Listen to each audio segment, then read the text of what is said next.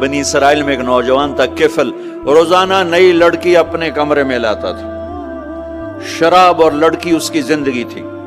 ایک رات ایک لڑکی کو لے کر آیا، 60 دینار پاکستان کا 12 لاکھ روپیہ بنتا ہے، اور آپ کا 1 لاکھ بنتا ہے۔ 1 لاکھ رینڈ دے کر وہ ایک لڑکی کو لے کر آتا ہے۔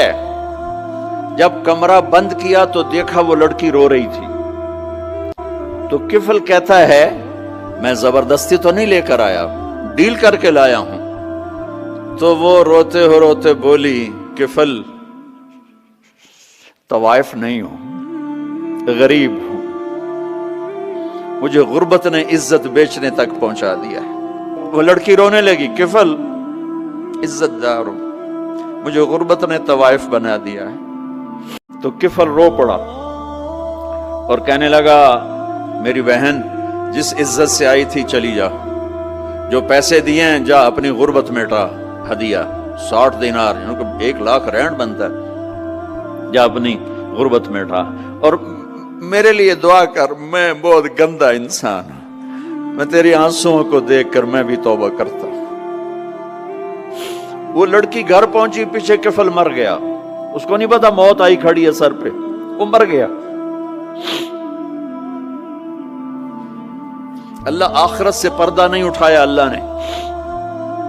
وَمِن وَرَائِهِمْ بَرْزَخٌ إِلَى يَوْمِ يُبْعَثُونَ، پردہ ہے، مر گیا، کیسے مرا، کس حال میں مرا، کچھ پتہ نہیں ہے، اس کی قدردانی پہ قربان جاؤں۔ کل اگر یہ مردہ ملتا نا اپنے گھر میں، اس کو کسی نے اٹھانا نہیں تھا، کمرے میں ہی دبا دینا، وہیں پتھروں میں اس کو دبا دینا تھا، یہ ایسا۔ تو فرمایا جو خاموش ہو گیا وہ نجات پا گیا، چونکہ یہ بولتی ہے تو جھوٹ بولتی ہے، یہ بولتی ہے تو شکوے کا لہجہ اختیار کرتی ہے، بہتان لگاتی ہے، غیبت کرتی ہے، چغلی کرتی ہے، 2 افراد کو تقسیم کرنے کا ذریعہ بنتی ہے، لوگوں کے دل دکھاتی ہے، اذیت پہنچاتی ہے، گالی سب و شتم یہ اس کا مزاج بن جاتا ہے۔ تو اس لیے زبان سے جب بولیں تو خوبصورت بات بولیں، یا پھر خاموش رہیں، تو خاموشی نجات دیتی ہے، جو خاموش رہا وہ نجات پا گیا۔ کہ ایک نوجوان تھا، وہ استاد کے پاس پڑھنے گیا، اور تھا وہ بادشاہ زادہ۔ تو استاد نے جب یہ حدیث سنائی نا کہ من صامت نجا، جو خاموش ہو گیا وہ نجات پا گیا، تو شہزادہ خاموش ہو گیا۔ اب بادشاہ کو فکر لاحق ہوگی کہ بیٹا بولتا نہیں، کیا مسئلہ ہوا؟ حکماء کو بلایا، کسی نے کہا اس کو جو ہے وہ یہ دیا جائے، کسی کو کہا یہ دیا جائے، کسی نے کہا یہ دیا جائے، ایک حکیم نے کہا اس کو سیر کو بھیجا جائے۔ تو خادم روزانہ سیر کے لیے لے کر کے اس کو جایا کرتا تھا۔ ایک دن اس نے دیکھا کہ ایک درخت ہے جس کی گھنی شاخوں میں جانور بیٹھے ہیں، ایک شکاری تیر کمان لے کر کے گزر رہا تھا۔ اس نے غور سے شاخوں کو دیکھا، اسے کچھ دکھائی نہیں دیا، گزر گیا۔ ابھی گزرا ہی تھا کہ بیٹھی ہوئی فاختہ بول پڑی، اس کے ساتھ یاری کبھی نہ لگائیے جسے اپنے اوپر غرور ہوئے، ماں باپ کو برا کبھی نہ کہیے چاہے لاکھ ان کا قصور ہوئے، برے راستے کبھی نہ جائیے چاہے منزل کتنی بھی دور ہوئے، بلے شاہ محبت ہمیشہ وہاں لگائیے جہاں پیار نبھانے کا دستور ہو۔ تو جلاد نے الٹا لٹکا کے جب اس کو کوڑا مارا نا تو پھر چیخا، کہا صدقتا یا رسول اللہ صلی اللہ علیہ وسلم، یا رسول اللہ آپ نے سچ کہا، فاختہ بولی وہ ماری گئی، میں بولا میں مارا گیا۔ خاموشی اختیار کریں گے، جہاں بہت ضروری ہو وہاں بولیں گے، زبان کی آفتوں سے بچ جائیں گے تو بہت سارے گناہوں سے بچ جائیں گے۔ اس کی آفات سب سے زیادہ گناہ زبان کی وجہ سے۔ تو فرمایا انسان ناشکرا ہے، آنکھیں ہونے کے باوجود نہیں دیکھتا، سنتا ہے پر کان نہیں دھرتا، ہماری ایک سانس بند ہو جائے تو قصہ تمام سمجھو، اس کے باوجود بھی حقیقت کو نہیں مانتا، اللہ کو یاد نہیں کرتا، خود کو طاقتور سمجھتا ہے۔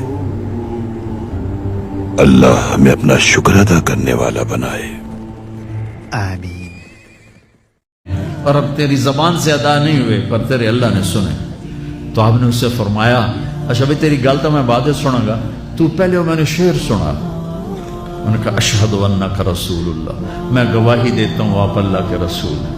یا رسول اللہ، میں نے دکھ میں چند اشعار زبان سے نہیں دل ہی دل میں دہرائے تھے، اور آپ کے رب نے عرشوں پہ سنا، واقعی آپ کا رب بھی سچا اور آپ بھی سچے۔ آپ نے کہا کیا کہا تھا؟ کہا میرے بیٹے، ایک صحابی ہے، یا رسول اللہ میرا باپ میرے مال کو خرچ کر دیتا ہے، مجھ سے پوچھتا نہیں ہے۔ تو آپ نے کہا بلاؤ اسے۔ ان کو جب بلایا گیا تو اس نے پوچھا کیوں بلا رہے ہیں؟ کہ تیرے بیٹے نے شکایت کی ہے۔